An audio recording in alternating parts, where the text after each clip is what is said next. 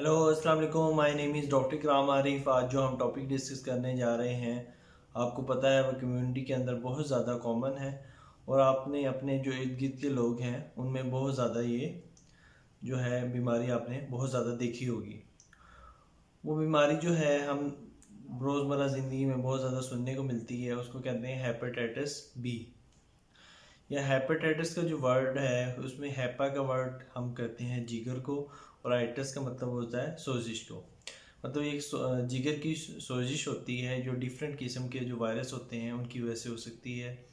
उसमें hepatitis A हो सकता है, हेपेटाइटिस बी हो सकता है, हेपेटाइटिस सी वायरस हो सकता है, डी वायरस हो सकता है, ई वायरस होता है। ये 5 किस्म के डिफरेंट वायरस होते हैं जिसकी वजह से जिगर की सोजिश हो सकती है।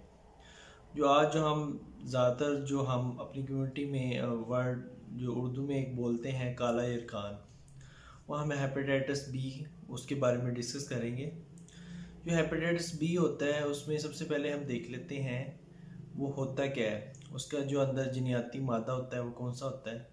जैसे आपको पता है कोरोना के अंदर आरएनए एक सिंगल स्टैंडर्ड एक जीनियाती मादा होता है। जो हेपेटाइटिस बी होता है इसमें डीएनए होता है, डबल स्टैंडर्ड एक जीनियाती मादा होता है। तो ये ट्रांसफ़र कैसे होता है hepatitis B? Hepatitis B basically आपका ट्रांसफ़र डिफरेंट तरीक़ों से हो सकता है। आपकी ब्लड ट्रांसफ्यूजन करवा रहे हैं, एक आदमी ने दूसरे आदमी को खून दिया है, ये खून एक दूसरे से लिया है, ट्रांसफ्यूज़ करवाया है, तो अगर दूसरे बंदे को हेपेटाइटिस है उससे भी ट्रांसफ्यूज़ हो सकता है। दूसरा ये हो सकता है कि नीडल अगर आपको सिरिंज किया उससे प्रिक से भी आपको ट्रांसफ़र हो सकता है। दूसरा होता है सेक्चुअल कंटैक्ट से, उससे भी आपको ट्रांसफ़र हो सकता है। और तीसरी वजह होती है कि मदर से बच्चों में, मतलब माँ से बच्चों में भी ट्रांसफ़र हो सकता है। अगर माँ को हेपेटाइटिस है तो वो बच्चे में भी हेपेटाइटिस जाने के चांसेस होंगे। इसलिए काफ़ी आपने देखा है कि हेपेटाइटिस की जो इंजेक्शन वगैरह होते हैं, कुछ आपने देखा है उसे बचाने के लिए फ़ीमेल में लगाए जाते हैं, या बच्चों में पैदाइशी जो होते हैं हेपेटाइटिस बी से बचने के लिए उनको इंजेक्शन लगाए जाते हैं ताकि उनकी इम्यूनिटी बूस्ट अप हो जाए। इसमें हम देख लेते हैं कि इलामत कौन कौन सी आती हैं हेपेटाइटिस बी में। हेपेटाइटिस बी में जो इलामत आती हैं उसमें ये होता है कि आपको बुखार होता है, उसके बाद आपके जिस्म में दर्दें रहती हैं, आपको भूख कम लगना स्टार्ट हो जाती है और आप हर वक्त थकावट महसूस होती है और आपको मतली वाली कैफियत रहती है। कुछ लोगों में उल्टी आना शुरू हो जाती है और हमारे पेट के एक हिस्सा होता है राइट हाइपोकॉन्ड्रियम, मतलब जो दायां हिस्सा होता है आपका, दाएं हिस्से में यहाँ पे दर्द महसूस होता है क्योंकि आपका जिगर भी दाएं साइड पे मौजूद होता है।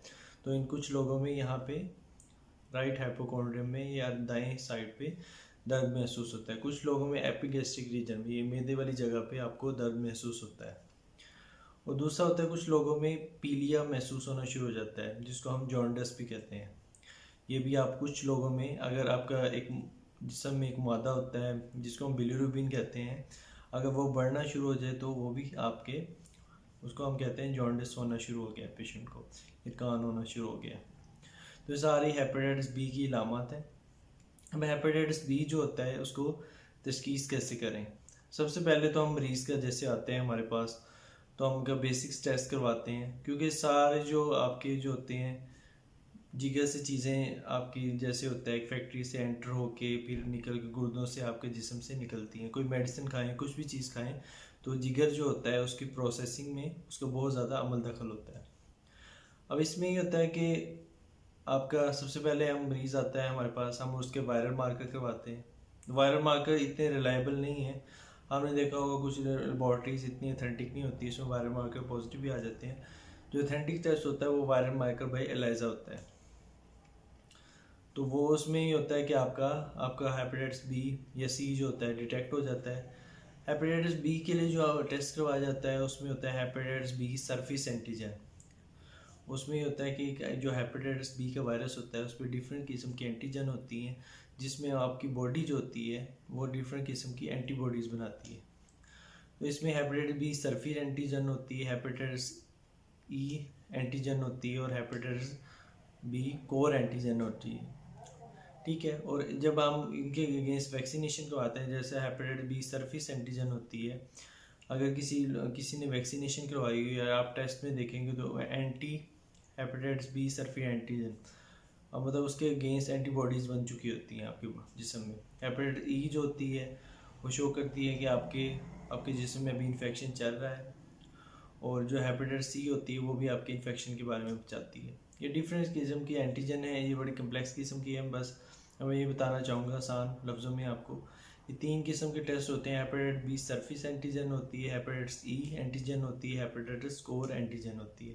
ये 3 हेपेटाइटिस बी के अंदर टेस्ट करवाए जाते हैं। दूसरा एक टेस्ट होता है सीबीसी करवाई जाती है, पीटीटी करवाया जाता है, क्योंकि जिस्म जो जिगर होता है वो आपके खून के जमाने की सलाहियत पैदा करने में कुछ सिक्रीशन या कुछ फैक्टर्स रिलीज करता है, वो भी जब हेपेटाइटिस होता है उसमें मुतासर होने शुरू हो जाते हैं। पीटीटी टेस्ट करवाते हैं खून के जमने की सलाहियत को देखने के लिए।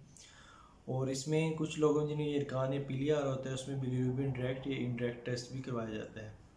और कुछ लोगों में हम अल्ट्रासाउंड करवाते हैं जिगर की सोजिश को देखने के लिए। जो जिगर की सोजिश है उसको देखने के लिए हम जो है अल्ट्रासाउंड करवा के कुछ लोगों में होता है कि जिगर सिकुड़ जाता है, तो ये भी इसमें अल्ट्रासाउंड के ज़रिए पता चले। कुछ लोग जिनकी कॉम्प्लिकेटेड डिजीज़ हो तो उसमें सीटी स्कैन तक मरीज को सीटी स्कैन करवाया जाता है। तो ये सारे टेस्ट हैं, उसके बारे में हम करवाते हैं। दूसरा ये होता है, इसमें एहतियाती होता है हेपेटाइटिस बी में सबसे पहले कि इसकी कंजर्वेटरी मैनेजर होती है कि आपके अगर कोई भी ऐसी इलामत हो रही हैं तो अपने टेस्ट वगैरह करवाएं, उसकी तशखीस होगी तो आपके उसके अकॉर्डिंग ही होता है। और रोज़मर्रा ज़िंदगी में जिस तरह डिफरेंट ब्लड ट्रांसफ्यूजन करवा रहे हैं तो आप देखते हैं अगला बंदा कि उसकी आपकी स्क्रीनिंग हुई है या नहीं हुई है, उसको हेपेटाइटिस तो नहीं है। मदर्स को प्रेगनेंसी से पहले मदर के टेस्ट करवाया जाए, उसमें देखा कि हेपेटाइटिस वगैरह वगैरह तो नहीं है। और इसमें होता है कि हेपेटाइटिस के आपने देखा होगा डिफरेंट किस्म की मेडिसिन आ गई हैं इसमें, जो कुछ होती हैं ओरल मेडिकेशन भी आ गई है इसमें। उसमें इंटरफेरॉन अल्फ़ा वगैरह, पैगिलेटिन इंटरफेरॉन अल्फ़ा और डिफरेंट किस्म की दो मेडिसिन है, वो मैं आपसे शेयर कर दूंगा स्लाइड के अंदर। वो मेडिसिन दी जाती हैं ताकि हेपेटाइटिस बी के अगेंस्ट वो काफ़ी इफ़ेक्टिव भी हैं।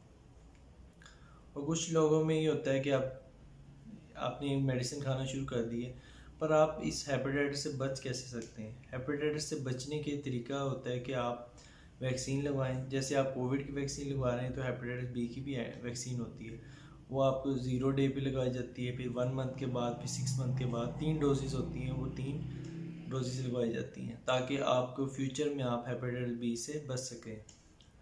जैसे कुछ है मेडिकल स्टूडेंट होते हैं, उनको जो मेडिकल में एंटर होने से पहले ही हेपेटाइटिस बी की वैक्सीनेशन करवाई जाती है ताकि अगर बाद में कोई प्रिक वगैरह हो तो आप हेपेटाइटिस से बच सकें।